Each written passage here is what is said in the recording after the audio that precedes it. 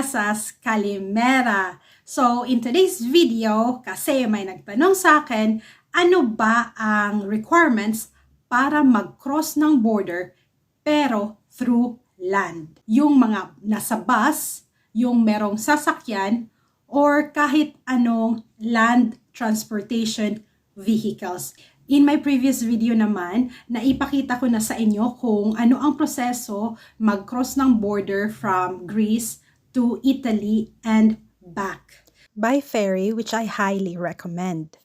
So, kwento ko muna po sa inyo about me. I have been living here in Europe for 10 years and I'm holding a permanent resident permit. So, yung resident permit po is, yan po yung hindi nag-i-expire. Eventually, that's the last step bago mag-apply ng passport or citizenship. So, matagal na po ako sa Europe at sobrang daming bansa ko na pong napuntahan. So, kabisado ko na po yung mga borders at saka by land or kahit eroplano at even by ferry. So, in this video, ang maipapakita ko lang po sa inyo is yung border from Italy to Switzerland, then Switzerland to Germany, Germany to Switzerland, and in between Germany and Austria to Switzerland. Documents required to travel. Paano ba kung meron na silang Greek resident ID or kahit nga meron lang valid visa, pwede ba raw magpunta sila sa ibang part ng Schengen countries by land? Pwede po iyon. Ang mga documents naman na kailangan ay valid Filipino passport at saka valid Schengen visa. So make sure na nakasulat doon sa validity is Schengen states. Anong mga countries ba dito sa Schengen, dito sa Europe, ang mga napuntahan ko by car? Nakapunta na kami maraming beses from Switzerland to Italy, Italy to Switzerland. Then every week po is nagko-cross po kami ng border from Switzerland to Germany kasi we live just 20 minutes away from the German border, kaya dun po ako namamalengke. Yes po. Nagpupunta ako ng Germany every week para lang mag-grocery kasi laking tipid po para sa amin na mamili sa Germany kaysa dito sa Switzerland. And ito pong tip, mas mura po sa Germany compared sa Greece. Kahit nga sa ibang parts ng Europe, pinakamura po ang Germany in terms of paying in euro. Another place na napuntahan po namin is France. So, crossing the border from Switzerland to France and even from France to Germany and Germany again to Switzerland. And another country rin po na napuntahan namin is from Switzerland to Austria and then sometimes Austria to Germany and then Germany again to Switzerland. Sometimes dumidiretso na lang kami from Switzerland to Austria at hindi na kami dumadaan sa Germany. It depends na lang talaga kung saang city exactly yung destination namin. Another country naman is Liechtenstein. It's a very small, tiny country in Europe and the border is nothing. Dito po sa Liechtenstein is hindi mo po mapapansin na meron na palang border na nag-cross ka na pala ng ibang country kasi super liit po nila. Another small country naman na napuntahan namin by car is Monaco. So Monaco is next to France. So in between France to Monaco is wala pong border control, as in wala pong police at saka super easy lang po mag-cross doon. And let's not forget Vatican City. So, yung Vatican City is another country po siya, which is inside Italy and wala pong border doon. So, hindi nyo po ma-feel na nag-cross na pala kayo ng country.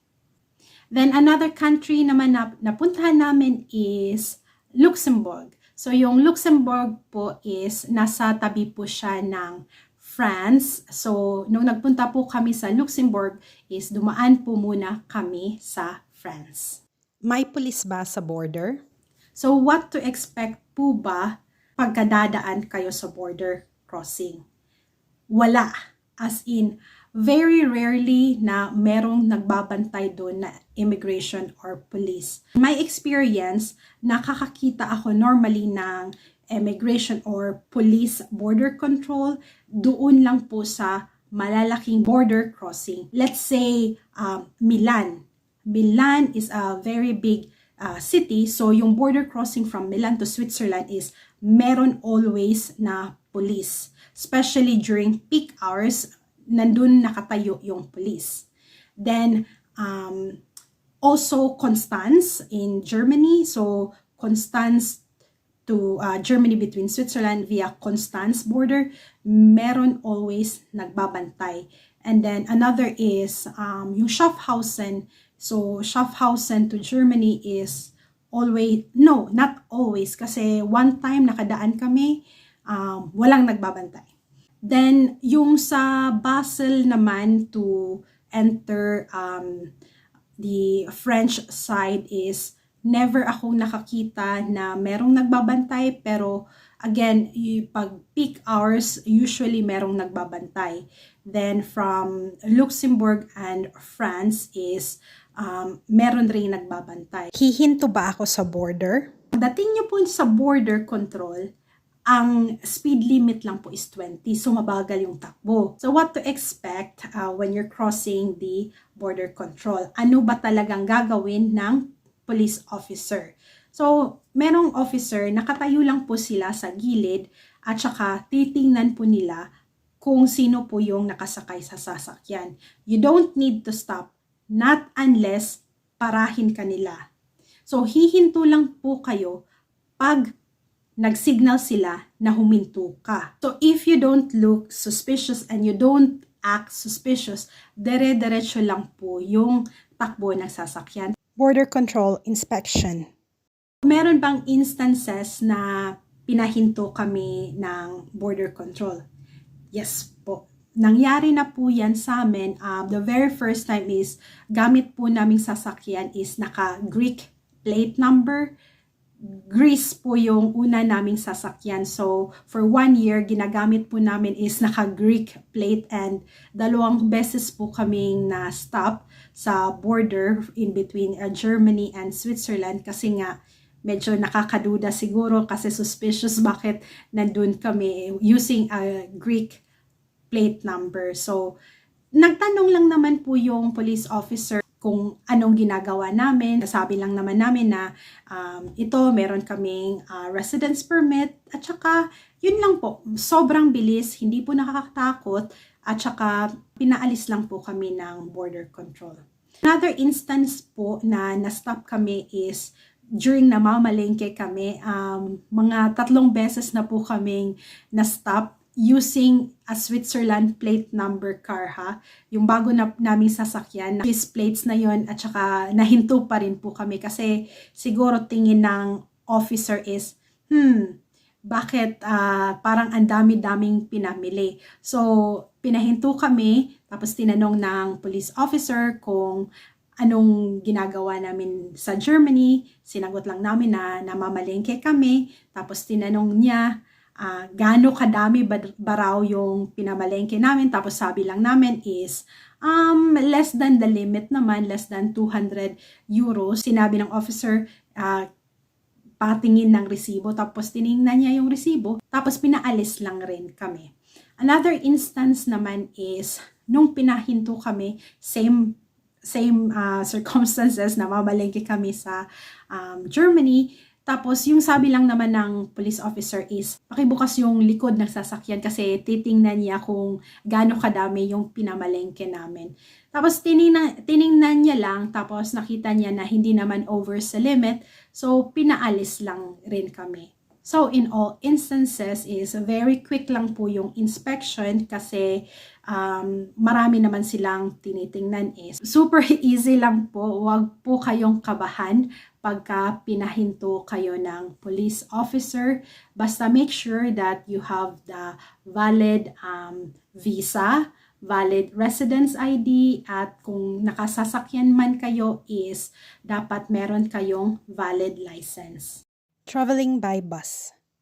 Bago pala matapos is i-share ko pala yung experience ng pinsan ko na nag-travel by Eurobus. So, bus naman pag-uusapan natin. So, binuko lang siya ng murang Eurobus ticket. Parang 15 euros nga lang yun kasi yung Eurobus po yung pinakamura. Habang nakasakay siya sa bus, before umabot sa border is pinahinto yung bus. Tapos umakyat yung police officer, tapos iniisa-isa raw sila, kinuha yung passport. So, tiningnan po yung passport ng pinsan ko, tapos nakita nila na visit visa lang yung pinsan ko, tapos binalik. Pero sabi niya, meron raw pong pinababa kasi maraming ang illegal immigrants. So, pagka nahuli po kayo ng police officer is, yun, alam nyo na po. Traveling by train.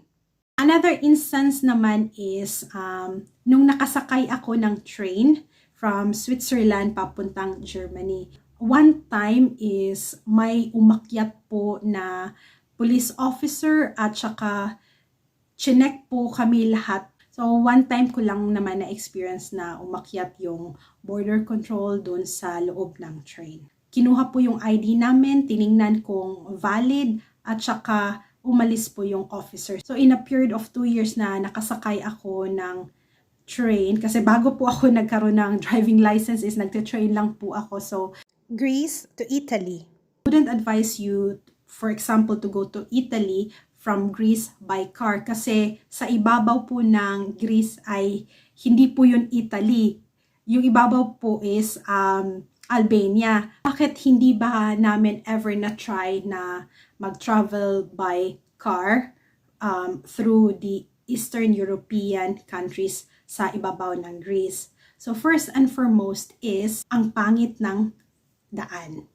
Hindi po siya safe for driving in a very high speed compared po sa other European countries na sobrang bilis at sobrang ganda, sobrang tulin ng pagmamaneho ng sasakyan. So, we have never tried going up north and we will never try. So, kung gusto nyo pong pumunta from Greece to Italy is dadaan po kayo sa maraming Eastern European countries bago kayo makarating sa Italy. So, ganun po yun.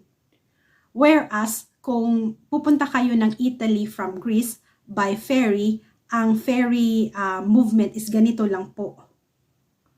Kasi yung Italy po is magkatabi po sila ng Greece, pero divided ng dagat. Again, Greece to Italy, hindi po advisable na mag-by land. Pero kung target nyo naman is yung mga Eastern European countries like Albania, Serbia, Montenegro, Croatia, mas easier po by car. Unfortunately, when it comes to that, I wouldn't be able to give you advice kasi hindi ko pa na-try na mag-travel through those Eastern European countries kasi nga takot po yung asawa ko. Connect with me in Facebook. If you have any other questions, just comment on my videos and I'll answer that on my next video. Thank you!